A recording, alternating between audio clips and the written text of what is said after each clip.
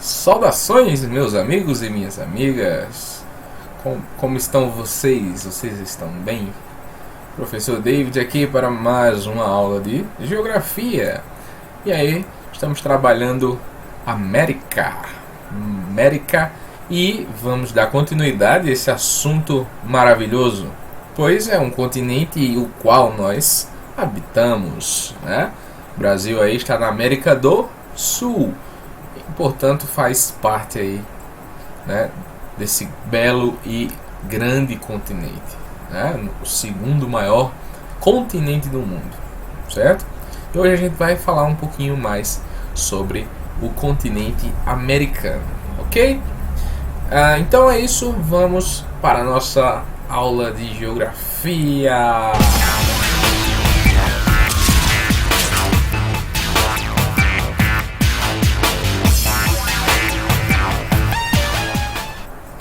Bem, na aula de geografia de hoje, né, como eu acabei de falar, vamos falar de continente americano, a população e economia, certo?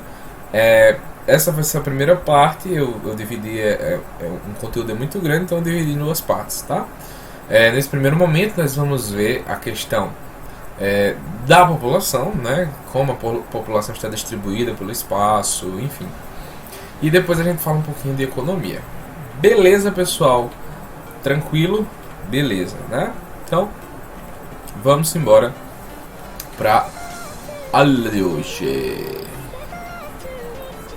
Então, vamos embora para essa aula. Bom, pessoal, a ocupação, né, do território americano é desigual, certo? E ela é basicamente concentrada no litoral. Certo? O que eu quero dizer com isso é que a população americana ela está mais concentrada próximo ao oceano, né? Próximo ao mar. Então vocês veem aqui, né, a própria população brasileira, tá? Aqui a gente vê a população chilena, né? A população da América Central como um todo, certo? Aqui nos Estados Unidos a gente vê também, né, uma grande concentração nas áreas litorâneas leste, né? Como a própria concentração de Nova York fica aqui, tá certo? Então essa concentração ela tem um cunho histórico, né? Algo que vem há muito tempo atrás, pois os colonizadores, né, chegaram primeiro nessas regiões, certo? E ao interior dos países, né, que hoje são países, eles encontraram muito empecilho, tá? Por exemplo, aqui nos Estados Unidos, nessa área mesmo, tem uma área montanhosa, né?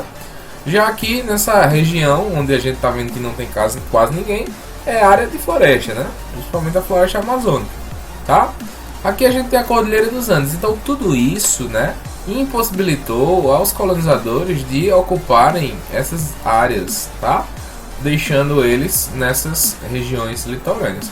Claro que também a questão do cultivo, né, como a cana-de-açúcar aqui no Brasil, eles precisavam de ter essas plantações próximas ao oceano para fazer a exportação, né, para outros países, certo? Então nós temos aí, né, uma ocupação desigual, né, do território americano, tá bom? Aqui no extremo norte nós temos, né, a Groenlândia e o Canadá. Vocês estão vendo que essas áreas em branco não mora praticamente quase ninguém, né? Então, o que explica isso, pessoal? É exatamente o extremo norte, né? A latitude norte aqui, ela é extremamente fria e o pessoal simplesmente não mora aqui, né? As baixas temperaturas, certo? Já aqui no próximo ao oeste, né, o extremo oeste dos Estados Unidos, aqui no centro-oeste dos Estados Unidos, a gente tem grandes áreas desérticas, tá? Então você vê essas áreas falhadas aqui sem ninguém, ok? A América, né, e o seu crescimento demográfico. Pessoal, a América nós vamos dividir ela em duas regionalizações. A primeira seria a América anglo-saxônica, que fica ao norte, né? Vai englobar aí os países como o Canadá e os Estados Unidos. E a outra regionalização vai ser a América Latina, que são os países derivados do latim.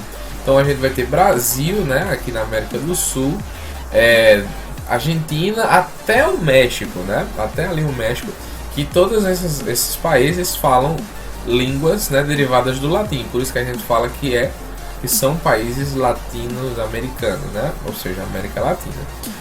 A gente vai ver que há uma disparidade muito grande entre esses dois países, uma diferença muito grande, né? E isso já remonta muito tempo, tá?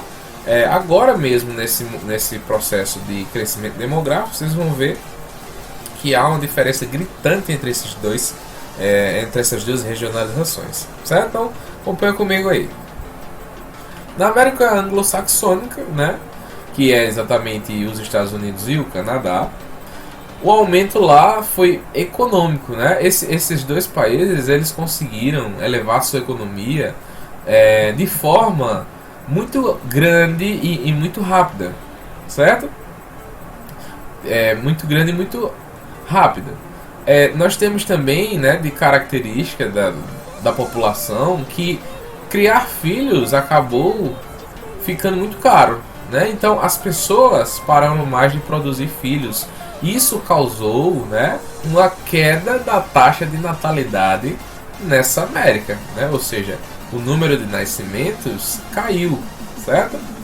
Outra coisa que modificou muito, né, a demografia na América anglo-saxônica foi a entrada da mulher, né, no mercado de trabalho. As mulheres antes não podiam trabalhar e elas, depois de adquirir direitos, né, elas conseguiram aí entrar no mercado de trabalho e isso também impossibilitou, né, o aumento da taxa de natalidade, né? Ou seja, com as mulheres mais no mercado de trabalho não podia produzir tanto filho, né? E outra coisa que nós temos de característica demográfica também na América anglo-saxônica é a questão do surgimento dos métodos anticonceptivos, que são exatamente aqueles remédios e preservativos, né, exatamente utilizados para não engravidar, né? Então isso aqui foi muito interessante e importante no crescimento demográfico da América anglo-saxônica. Mas juntando tudo isso, né, qual o perfil demográfico que a América anglo-saxônica vai ter?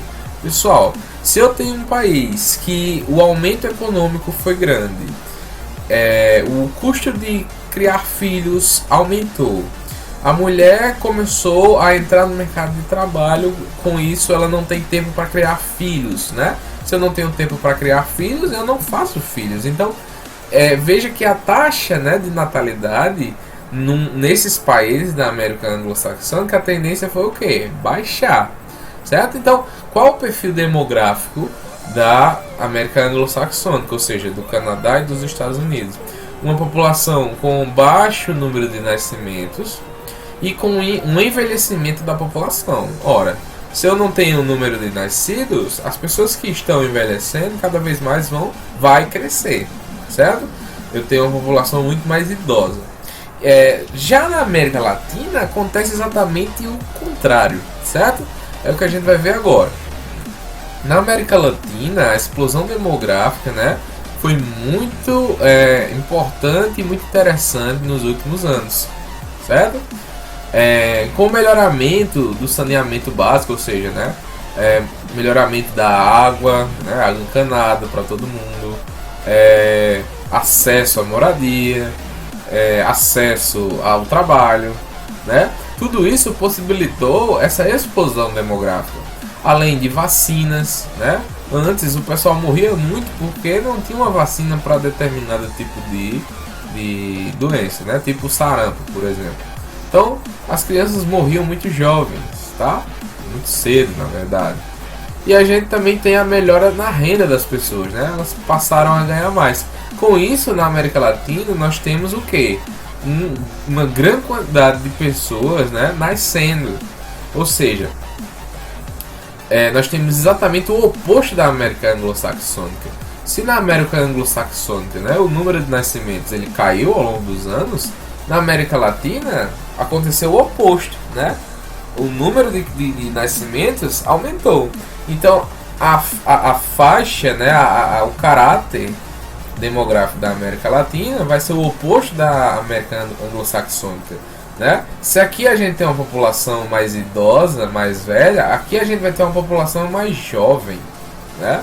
Mais jovem, certo?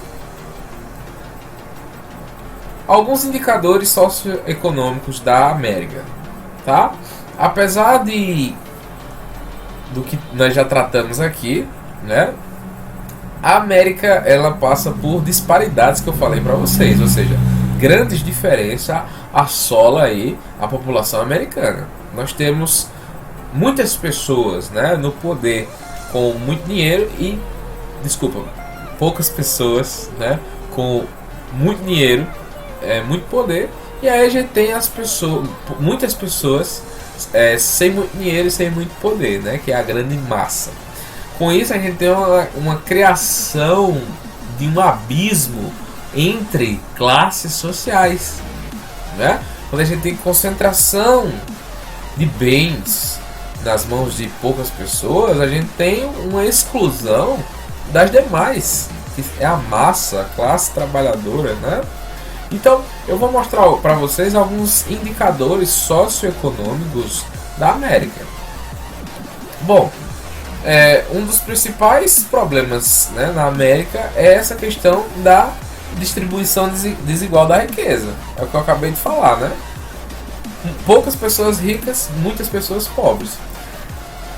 Aqui, né, nesse quadro a gente vê exatamente os países da América e a sua posição no IDH. Né? O IDH, como eu falei para vocês na aula passada, né, ou nas aulas passadas, é o Índice de Desenvolvimento Humano, né?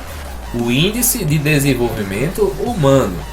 Esse índice ele mede a qualidade de vida, pessoal, nos países, certo?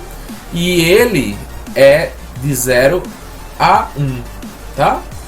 Ele vai de 0 a 1. Quanto mais próximo a 0, pior é a condição de vida nesse país. Quanto próximo de 1, melhor é a condição de vida nesse país, certo? Veja que nenhum país consegue chegar a 1, né? Sempre fica 920, ó, no máximo. Porque é muito difícil um país chegar a 1, né? Então veja, por essa tabela aqui a gente vê, pessoal, que os países da América anglo-saxônica, né, que são os Estados Unidos e o Canadá, eles disparam aí como os países, né, mais desenvolvidos da América, né, do continente americano, certo? Isso por sua construção, seu crescimento econômico, né, a qualidade de vida, tudo isso influi para que esses países sejam os melhores de números, né, na tabela aí do IDH, certo? Isso não quer dizer que esses países não tenham nenhum problema, claro que tem. Todo país, pessoal, tem os seus problemas, certo? Só que um tem mais do que outros. Bom, descendo aqui a gente tem Chile, né, com 847. Então veja o quanto cai da América anglo-saxônica para os países da América Latina. Detalhe que todos esses países, do Chile até o Haiti, são países da América Latina. Então a gente vê, ó, IDH, né, 847, tá? Argentina, né, também 827, tá? Nós temos o México, né, que já cai um pouquinho, ó, 762, tá? Olha o Brasil aqui, o nosso IDH é 0,754, né? A gente tá aqui no meio, no centro, né? Entre os piores e entre os melhores, né? Pelo menos, né? Ruim se a gente tivesse lá embaixo. Mas enfim, para fechar aqui, eu queria mostrar, né, a questão do Haiti. Olha só, né? O Haiti, ele é abaixo da média, né? Todos esses aqui, Guatemala, até os Estados Unidos, eles estão acima da média, que é 0,500, né? Mas veja, pessoal, o Haiti, ele está aqui como 0,493. Então isso mostra que o Haiti é um país com muitos problemas sociais e econômicos. Bom, a saúde pública, né, é um fator que mostra muito essa questão das desigualdades nos países, certo? Apesar da saúde ter evoluído nos últimos anos, né, de aparecer vacina para um monte de problema, de doença, ainda temos uma calamidade na saúde pública, principalmente, pessoal, nos países da América Latina, tá? A saúde pública na América anglo-saxônica, né, que vai pegar o Canadá e os Estados Unidos, é melhor, com certeza, tá? Mas na América Latina, esse processo, né, de saúde, ele cai, certo? Então, eu trouxe aqui para vocês a taxa, né, de expectativa de vida e a taxa de mortalidade, certo? Aqui a gente tem a expectativa de vida ao nascer, tá? E aqui a gente tem a mortalidade de vida, né, mortalidade infantil, ou seja, o número de crianças que morrem, né? E aqui seria a esperança ao nascer, tá? Então veja só, aqui a gente tem os seguintes países. Nota, pessoal, que quanto menor for o número aqui, melhor. Porque quanto menor o número tiver aqui, quer dizer que menos crianças morrem, tá? Vê só o caso do Brasil. O Brasil, ele é até elevado, né? Ele não é tão baixo como os Estados Unidos e o Canadá, certo? Então veja que o Brasil ela é um pouco elevado, certo? Mas nós temos casos piores como a Bolívia e o Haiti, ok? Então esses gráficos, né, demonstram muito sobre esses países. Agora olha só esse outro gráfico aqui, tá? Aqui é o seguinte, né? Quanto menor, né? Quanto maior, melhor dizendo, melhor, certo? Aqui quanto maior, pior. Aqui é quanto maior, melhor. Aqui é a expectativa de vida ao nascer, né? Isso quer dizer que quanto maior o número aqui, mais crianças, né, podem nascer saudável, certo? Não tem tanto problema ao nascer, né? Então veja que o Canadá ele dispara, né? Ele dispara. E aqui muito pouco a mortalidade. Qual a conclusão que a gente tira? Que o Canadá na América é um dos países mais interessantes aí nessa questão, né, da saúde pública, né? Por quê? Porque esse país, né, as crianças elas nascem sem nenhum problema e elas morrem muito pouco, certo? Então nós temos aí o Canadá como um dos países com a melhor saúde aí do nosso continente, certo? Vamos só ver o caso do Brasil aqui, ó. O Brasil ele não tá tão ruim, né? É tipo aqui, ó. Mas vê só, poderia ser melhor, né? Mas enfim, a gente só perde aí para o México, né? Só perde para o México, ok? Bom, dá pra gente igualar as duas Américas, né? Ou fazer a comparação através da estrutura etária, né? O que é a estrutura etária, pessoal? É a quantidade de pessoas que tem num país e a gente vai classificar elas por idade, certo? A gente classifica ela por idade. Então, para fazer isso, nós utilizamos as pirâmides etárias, né? Pirâmides etárias é exatamente isso que você está vendo aí na sua tela, tá? De um lado a gente tem homens, de outro lado a gente tem mulheres. E aí a gente tem no centro da pirâmide a idade que vai de 0 a 100 anos ou mais, certo? Então veja, cada formato de pirâmide ela vai dizer, né, alguma característica do país, certo? Do país. Então acompanhe comigo. A Guatemala, por exemplo, né, a sua pirâmide etária tinha muita gente jovem e quase nenhum idoso, né? Ou seja, a base da pirâmide aqui, ela é larga. Isso quer dizer que a população da Guatemala é extremamente jovem, né? E se enquadra exatamente naquela questão que eu falei da explosão demográfica, né? Agora vê a questão do Canadá, né? Números de nascimentos são poucos, ó, então a população jovem é muito pouco. Agora veja, com o grande, né, salto da saúde, sendo um dos países com a melhor saúde, olha a quantidade de idosos, pessoal. Olha a quantidade de pessoas de 50 a 80 anos.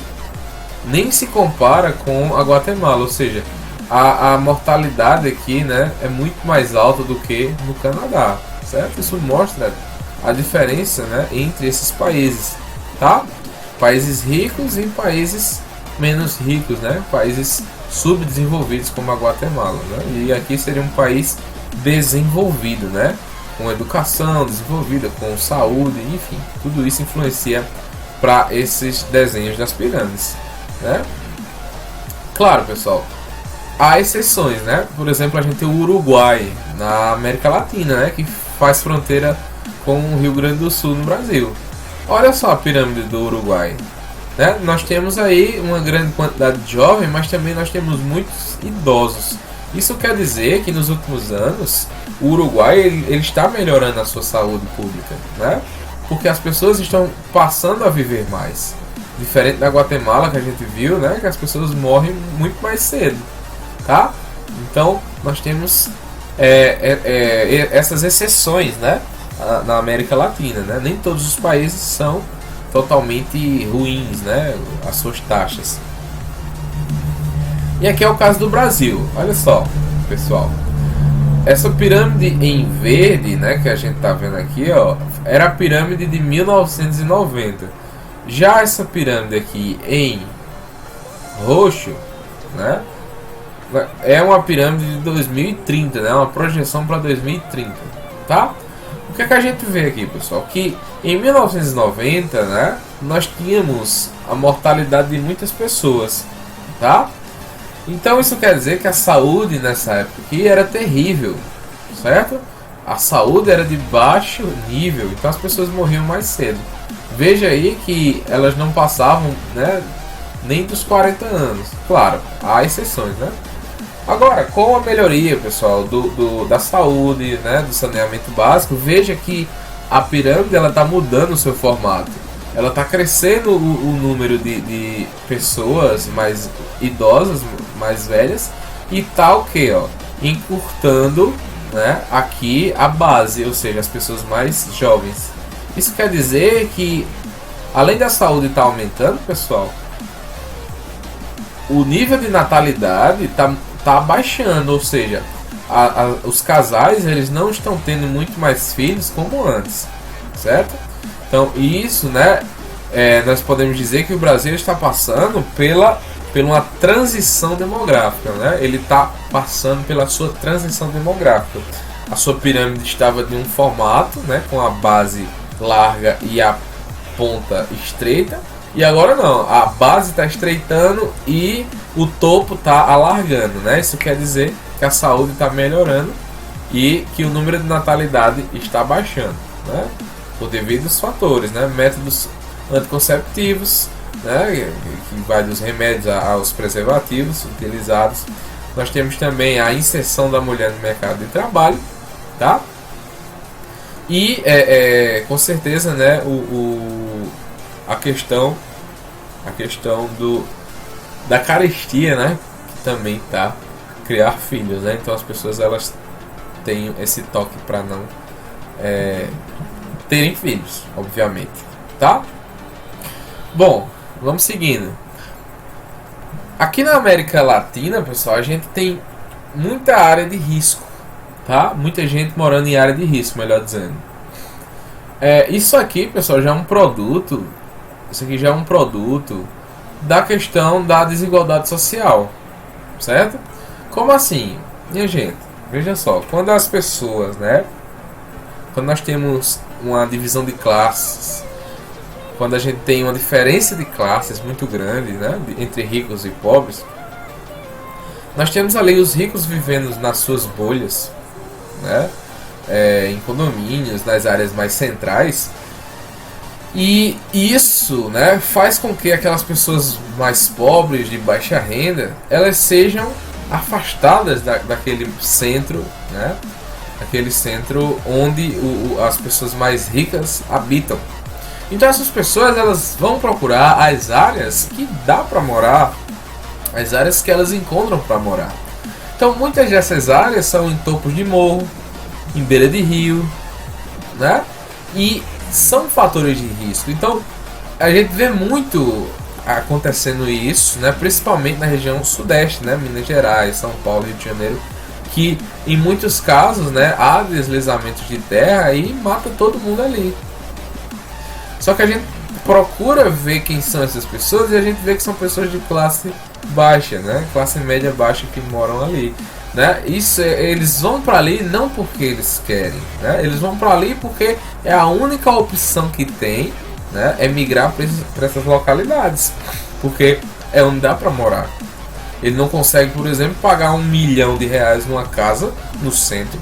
Então ele consegue pagar 100 mil numa casa de subúrbio, numa casa em cima de um topo de uma serra. E aí quando chove, o que acontece? Acontece o que eu estou mostrando nessas imagens, né, pessoal?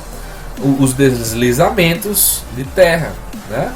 Que sai aí levando tudo. Então isso aí é muito interessante e muito triste, né, ao mesmo tempo, certo? Cerca de 1/3 da população da América Latina vive nessas áreas de risco, né? Nessas zonas de risco, tá, pessoal? Então isso é muito triste, né, e interessante ao mesmo tempo. E aqui, como eu mostrei, né, por exemplo, são as pessoas que vivem à margem de rios, né? Além dos deslizamentos que eu mostrei para vocês, nós temos também a questão das enchentes, né? Quantas enchentes a gente não tem aí? E só quem paga o pato, né, como diz o ditado, são as pessoas menos favorecidas. Outro exemplo são a população ribeirinha, né? Principalmente na Amazônia, que mora ali próxima a rios, né? Essa população aqui também vive em extrema vida precária, tá? E eles não moram aqui, como eu acabei de falar para vocês, porque eles querem, né? É porque é aqui onde eles conseguem viver, né? Eles são obrigados a viver aqui, tá certo? Outra coisa, pessoal, que a América Latina, né? Na verdade a América como um todo, certo? Ou melhor dizendo, alguns países, eles sofrem com outro problema natural, que é a questão da tectônica de placa, né? As placas tectônicas. Veja só, as placas tectônicas, elas estão, né, espalhadas por todo o planeta Terra. Aqui na América não é diferente, só que há alguns lugares onde essas placas, elas passam mesmo em cima de alguns países ou beirando ali esses países. Então, quando essa placa, né, se movimenta, nós temos o que chamamos de terremotos, né? Então, veja aqui que eu estou mostrando para vocês, né, esse mapa da América do Sul, né? E essas linhas em laranja são exatamente as linhas onde passam as tectônicas de placa, né? Ou seja, as áreas onde elas se chocam ou se separam, certo? Inclusive aqui, ó, beirando, né, essa área. Veja, pessoal, o Brasil ele tá no centro da placa tectônica, então por isso que a gente não tem tanto terremoto aqui, né? Ou na verdade nem quase nenhum terremoto, certo? A gente pode sentir, né, quem mora aqui nessa região extremo leste, né, algum tremor dessa placa aqui, ó, né, dessa tectônica aqui, ó. Mas isso não quer dizer necessariamente que aqui vai ter um grande terremoto e enfim, né, causar prejuízo. Só que do outro lado aqui a gente tem, pessoal, olha só quantas, né, tectônicas de placas que podem causar extremos desastres naturais, certo? Então toda essa região aqui do Chile, da Argentina, da Bolívia, do Equador, ela está sujeita a terremotos. E foi o que aconteceu. Essa imagem que eu trouxe para vocês foi de um terremoto, né, na cidade de Santiago, que fica no Chile, né, mais ou menos aqui, ó.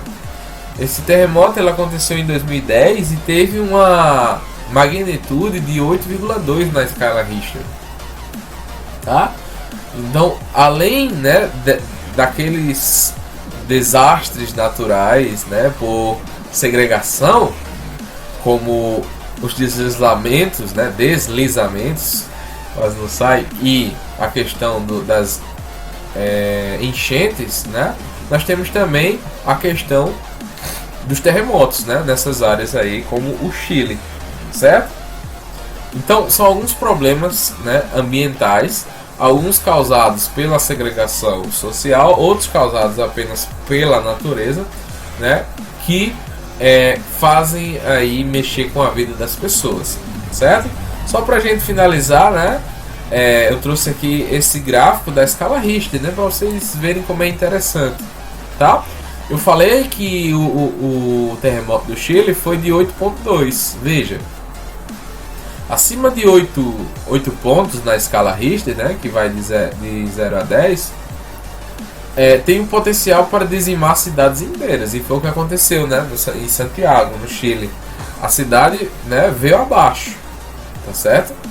Já abaixo desse número, né, 7, a gente tem pequenas destruições, né? Na verdade, grande destruição, né? Não é pequena, ok? Aqui em 5, né, nós temos aí perigoso, né? Muito perigoso para áreas populosas, né? Aquelas áreas que moram muita gente, certo? De 5 a 6 danifica aí casas, né, e prédios, e de 3 a 5 é percebido, mas causa poucos danos, tá bem? Então a gente vê que quanto maior, né, o número da escala Richter, nós temos uma maior destruição, certo? Então essa é a parte 1 da aula, né, sobre a América, falando sobre população e economia.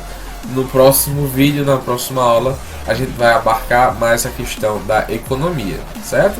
Então é isso, façam atividade, a gente se vê no próximo vídeo. Tchau, xixa!